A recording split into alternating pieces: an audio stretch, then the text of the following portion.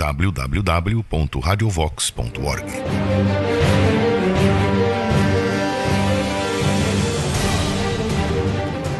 Tratamento de choque.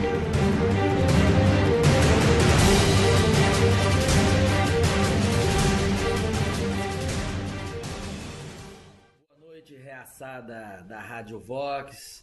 Esse é o Tratamento de Choque, o programa veiculado na rádio que é a mídia da resistência no atual ambiente democrático do país. Primeiro, tenho que dar boa noite pro meu parceiro que está aqui, o Diogo Fontana. Tudo bem, Diogo? Boa noite, Paulo. Boa noite, ouvintes. E não posso deixar de agradecer a vocês, a todo mundo que acompanhou essa história do meu afastamento do Jornal da Massa, assim como também do meu colega, o Ogier Buch, e todo mundo que se manifestou, que me escreveu. Eu não consigo responder todo mundo, eu estou até com um princípio de ler nos dedos, eu estou falando sério, não é brincadeira, tá? Porque eu procuro sim responder as pessoas, porque elas dedicaram um tempo a te escrever, estão manifestando, tiveram a iniciativa, eu acho que merece, mas eu realmente não estou conseguindo. Então já publiquei a respeito e peço compreensão de todos, e não pensem que eu desconsidero essas mensagens, muito pelo contrário, é muito bom dar força. Todos que assinaram a petição, todos que têm compartilhado o material e que mostraram a força da reaçada para a direção da emissora, que entendeu e voltou atrás.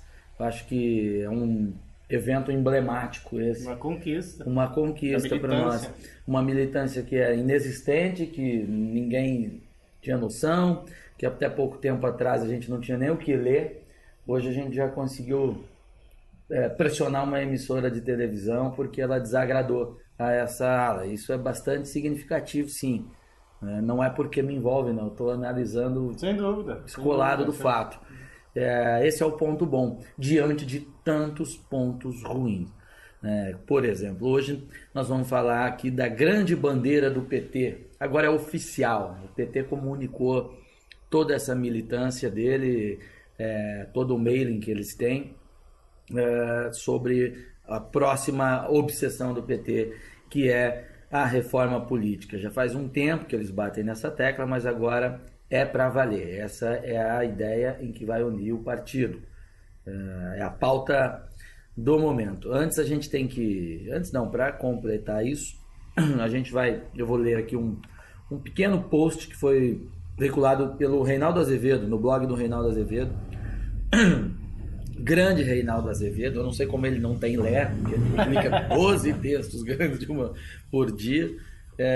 Bem escrito. Bem escrito, ele é sensacional. O trabalho do Reinaldo Azevedo, eu não consigo, sempre posso dizer isso, não consigo mensurar a importância. Assim como o Olavo e tal, mas são em frentes um pouquinho diferentes. Enfim, está aqui o post do Reinaldo. O Partido dos Trabalhadores elaborou um projeto de iniciativa popular para coletar 1,5 milhão de assinaturas a fim de propor alguns pontos de mudança na nossa política. Já estamos nas ruas com uma campanha nacional em busca do apoio da sociedade. Iniciaremos a partir de maio próximo a segunda etapa da campanha, com o objetivo de envolver toda a sociedade civil, e queremos fazer do PT o protagonista da grande e necessária reforma que certamente mudará os rumos das eleições do nosso país. Isso é o comunicado do PT. Segue. A proposta do PT é fundamentada basicamente em 4 pilares: financiamento público exclusivo de campanha, voto em lista pré-ordenada para os parlamentos, aumento da participação feminina e aí o pior de todos, Assembleia Constituinte exclusiva. Para essa nova etapa, iremos percorrer todo o Brasil, construindo o debate com a nossa base social, levando em nova narrativa ainda mais convicta da precisão desta reforma. Haverá também um novo material, com mais didática e acessibilidade, levando em conta todo o momento de junho de 2013. Em breve, nossa campanha estará nas redes, nas caixas de correios e, sobretudo, nas mentes e corações de quem quer um Brasil sem corrupção. Esse que é o mais divertido. Essa é a nota do PT.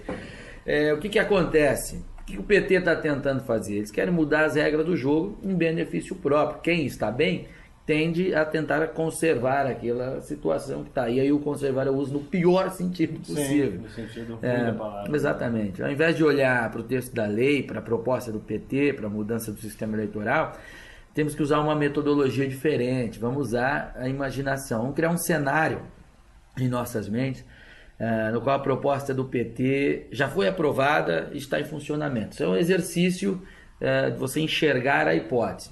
Essa é a mesma metodologia que a gente usou na questão do fim da PM.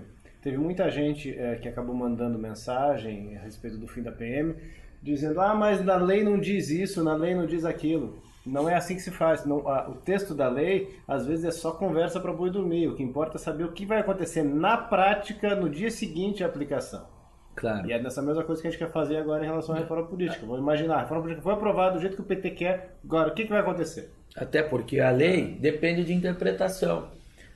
E a interpretação, você pode criar e forjar correntes majoritárias de determinada interpretação. Cria jurisprudência. Cria jurisprudência e o texto da lei acaba não significando muita coisa. Às vezes a lei fica dependendo de novas regulamentações, por base de portaria. Exato. O caso do casamento da união civil homossexual no Brasil. A Constituição diz uma coisa, mas por outra via foi... Não modificaram a Constituição, modificou-se a interpretação.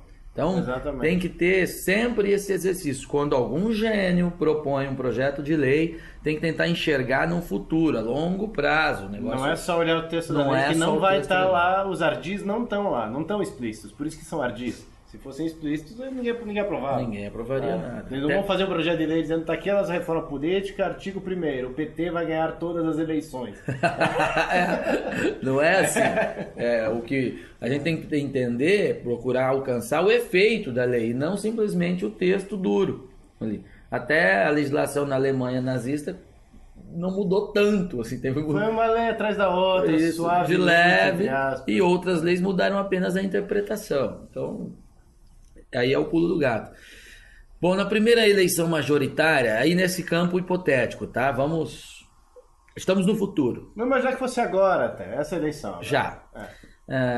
Primeira eleição majoritária, eleição presidencial. O número de partidos com assento no Congresso encolheria drasticamente já. A tendência seria o fortalecimento das legendas que lançassem candidatos a presidente.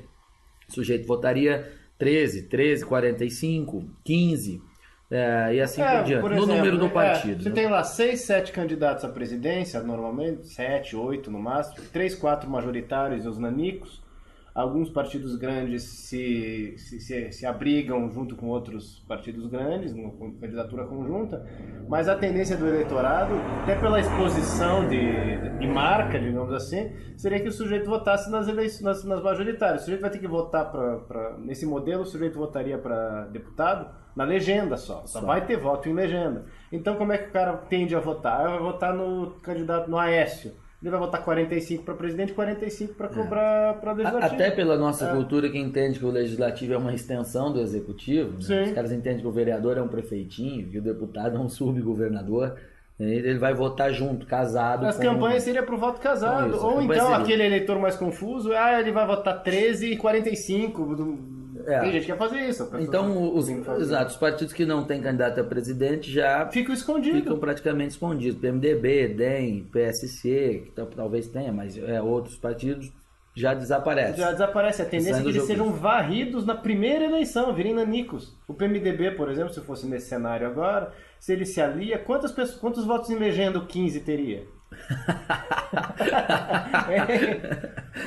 O PMDB já desapareceria. Desapareceria na primeira eleição. Tchau, PMDB, tchau, DEM. O DEM, que não quer candidatura própria, o 25, também não teria. Quem quer votar na legenda do DEM? Muito pouco. Já o PT costuma ser o partido que mais tem voto em legenda. Então, exato, olha só. Sempre assim. Historicamente, o PT tem cerca de 30% dos votos pro executivo. Desde 89. Isso.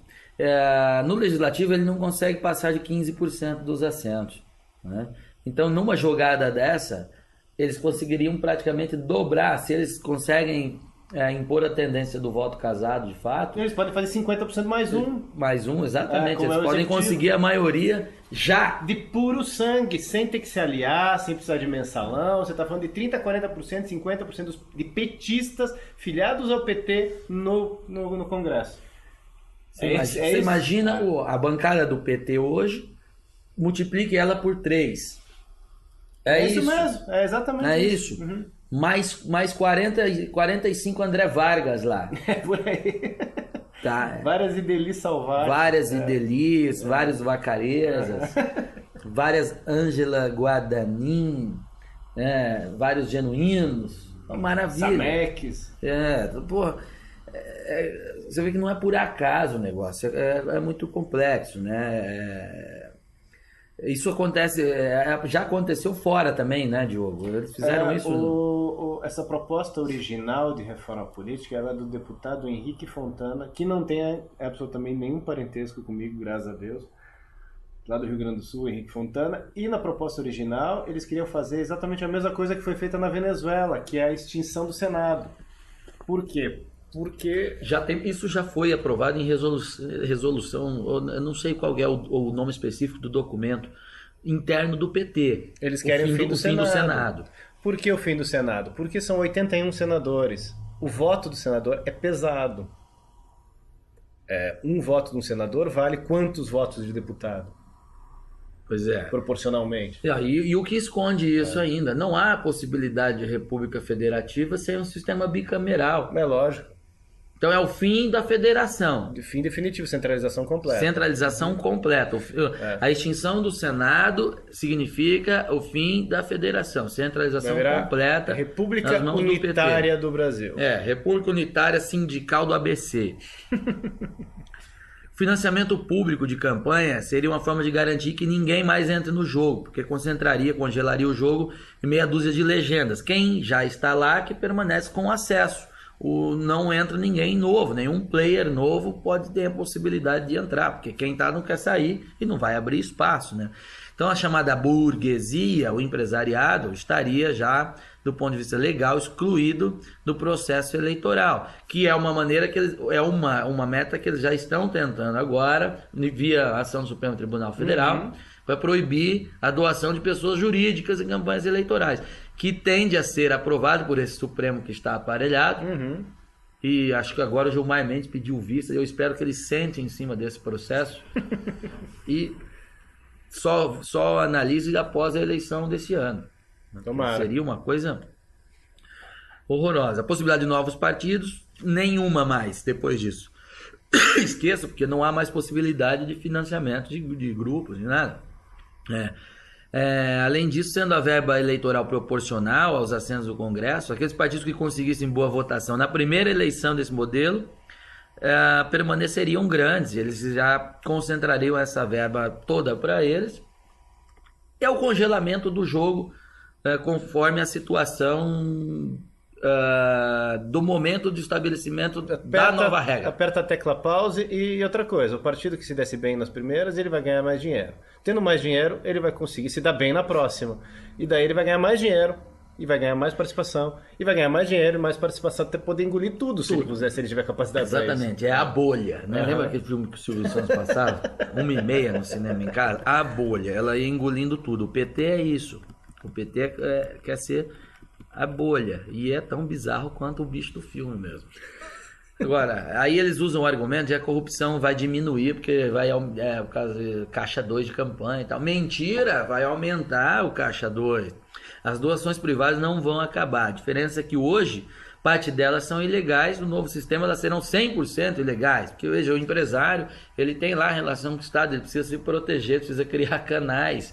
Então, se a lei proíbe, ele vai dar um jeito de ir por fora, até porque os candidatos também vão buscar para obter alguma vantagem sobre o outro.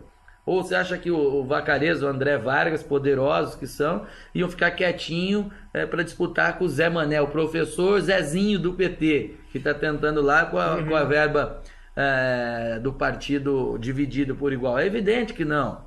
E pior ainda, o partido do plantão no poder, que detém as estatais, detém todos os contratos com os fornecedores privados, esses teriam acesso, eles congelariam o caixa 2 na mão deles ainda, porque que empresário que vai fazer caixa 2 com um coitado da oposição? Não, vai ser. Pra quê? Então, só para entrar no alvo dos petistas? Tá sendo perseguido? Claro que não teria. Então, é congelar o jogo como está, é concentrar a verba pública na mão deles, do financiamento público de campanha, e concentrar o caixa 2 na mão deles. É pior ainda. Exatamente. Eles querem o monopólio da corrupção. É o monopólio da corrupção. Perfeita definição, Diogo. Brilhante. Exatamente isso. A gravidade desse negócio é uma loucura. www.radiovox.org.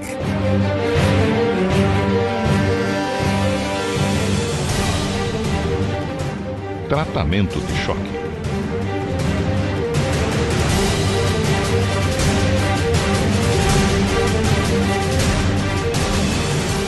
Então, é congelar o jogo como está, é concentrar a verba pública na mão deles, do financiamento público de campanha, e concentrar o caixa 2 na mão deles. É pior ainda. Exatamente. Eles querem o monopólio da corrupção. É o monopólio da corrupção. Perfeita definição, Diogo. Brilhante. Exatamente isso. A gravidade desse negócio é uma loucura. O tal do voto em lista, por exemplo, vai dar uma margem grande para compra e troca de favores. Quanto vai custar um bom lugar na lista? Porque eles vão ordenar. Você vai ter lá 500 candidatos na lista. O partido vai fazer legenda para eleger 30. Aí ele vai por ordem que o partido pré-determinou. Então você cúpula partidária. Você quer votar no Luizinho, professor Luizinho. O professor Zezinho. O professor Luizinho tem um que era um safado, né? Tava lá no... Professor Zezinho. Você é petista, tá? Tu é besta. Vai votar no professor Zezinho. Aí o professor Zezinho ocupa o 100º lugar na lista do PT. Aí você vai, vota. Não tem possibilidade de votar no Zezinho, você tem que votar na 13. Lista. Você vai votar no 13, elege o André Vargas, está em primeiro. Vai estar em primeiro, Parabéns para você. Entendeu? Então haverá uns anjinhos que os partidos vão colocar como angariadores do voto dos inocentes, do pessoal que quer mudar, mas para eleger os bagrões que são detentores do cartório que ficarão em primeiro na lista. Sem dúvida. Esses caras vão se eternizar se o sujeito tem uma boa relação com a cúpula partidária ou se ele é da cúpula partidária. Ficou. O sistema argentino não é assim, em lista fechada? Acho que o uruguaio é assim. Tem outros lugares que são com outros pretextos. Precisava estudar melhor, mas o sistema argentino acho que tem uma parte. A questão não é nem se isso é uma coisa boa em si. A questão é que essa reforma ela é ad hoc, ela é feita para aumentar o poder do PT. Em outros países tem modelos assim. A questão não é nem esse modelo copiar ali ou acolá. Não, isso aí foi tudo costuradinho. Eles pegaram daqui, dali, modelos de outros países, costuraram para benefício próprio. Tem nada a ver com melhorar a representatividade. Não. Aliás, falando em representatividade, vamos lembrar das manifestações de junho do ano passado, onde aconteceram duas coisas que são muito importantes a gente lembrar. Primeiro, do ponto de vista simbólico, o Legislativo foi pisoteado literalmente em Brasília. O Congresso Nacional foi pisoteado pela população. Isso teve um impacto muito grande no imaginário. E segundo o slogan que estava em pauta naquela época, era o Não Me Representa. É verdade, é o Congresso sendo deslegitimado. Então o objetivo daquelas manifestações era emplacar a reforma política através do quê? De um desgaste das instituições. E foi justamente isso que a Dilma foi propor na televisão, no auge das manifestações. Ela tirou da manga o quê? A proposta de plebiscito. Reforma política constituinte e exclusiva. Isso não existe. Juridicamente é um estupro. Eu já comentei isso na TV, existe um vídeo no YouTube em que eu falo isso, eu acho que é o golpe da Dilma, proposta mentirosa da Dilma, alguma coisa assim. Constituinte exclusiva é um estupro jurídico, é mentira, porque toda constituinte é poder originário. Vai fazer o que quer. Vai fazer o que quer. Não existe. Poder originário pode tudo. Vai fazer uma nova ordem constitucional, uma nova ordem jurídica, uma nova ordem social no país. Para consolidá-los para sempre no poder. Isso. Então, quando alguém falar em reforma em constituinte exclusiva, é picareta ou é burro? E, inclusive, do ponto de vista deles, essa seria a revolução comunista no Brasil, a revolução brasileira. O que eles tentaram pôr, o tal do segundo grande salto, que foi alardeado em vídeo em abril do ano passado, depois vieram as manifestações em junho, e a onda vermelha, e graças a Deus fracassou, era isso. A gente vai fazer uma arruaça, vamos desmoralizar completamente as instituições, o sistema político, o sistema representativo brasileiro, e vamos propor uma forma de tangenciar o Congresso, fazendo um plebiscito para conseguir diretamente, através de votação popular, criar um novo sistema e se livrar para sempre de PMDB, dessa galera toda. Exato. E poder fazer o que quer. Há um método no negócio inteiro. Esses caras, eles pensam as coisas, eles são perigosíssimos, né? Dentro ainda desse exercício, haverá uma revolução social completa, como o Diogo já citou. O único meio de ascensão política no país passará a ser a disputa interna dentro das legendas. Pessoas com ideias divergentes não terão para onde correr, também não poderão organizar um partido novo, nenhuma frente nova, estarão excluídos do jogo, não conseguirão subir dentro da hierarquia partidária, serão sufocados e haverá o bloqueio para sempre. É o congelamento do jogo mesmo. Só quem poderá mudar as pedras do jogo é o próprio PT. E quem que tem hoje em dia no Congresso lá? Você tem lá político de carreira, de origem sindical, normalmente professor, profissional liberal e algumas celebridades. Empresário você quase não tem no legislativo. Tem um ou outro, tem pessoal ruralista lá, alguns, mas a tal da burguesia industrial e comercial não está. Ela já está fora. Ela já está fora. Com essa reforma política dele, só vai sobrar sindicalista e professor, porque nem celebridade mais vai dar voto em legenda. Não vai ter mais Clodovil, Tiririca. Nem isso. Nem isso vai ter, vai ser só eles. Ou seja, você acha que tá ruim o Congresso com o Tiririca, com o Clodovil, com o Romário? Vai ser só André Vargas. Vai ser pior ainda, meu irmão. Essa é a questão, entende? Resumindo, a proposta visa aumentar o poder do PT de uma forma absoluta. Eles querem mudar as regras do jogo para não terem mais que se preocupar com eleições. A eleição passa a ser apenas um detalhe bobo, porque há até em Cuba e havia no Iraque. Então a eleição passa só a ser uma brincadeirinha, né?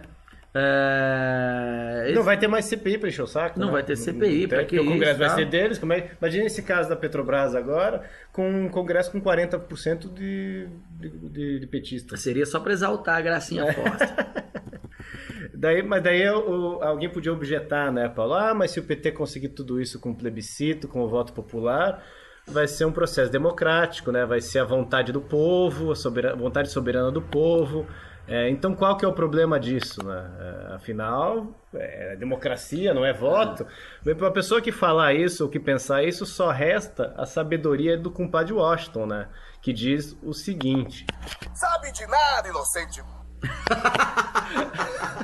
Grande filósofo da sacanagem, compadre Washington. Porque mesmo que seja sem violência, pela via institucional, por votação popular, não quer dizer que é democrático, né, Paulo? Claro que não. O conceito é muito mais amplo do que simplesmente escolha popular através de voto. Não é simplesmente assim. Se colocarem num plebiscito aqui se a sua irmã deve ser estuprada ou não, e o povo disser que sim, tu vai aceitar, rapaz?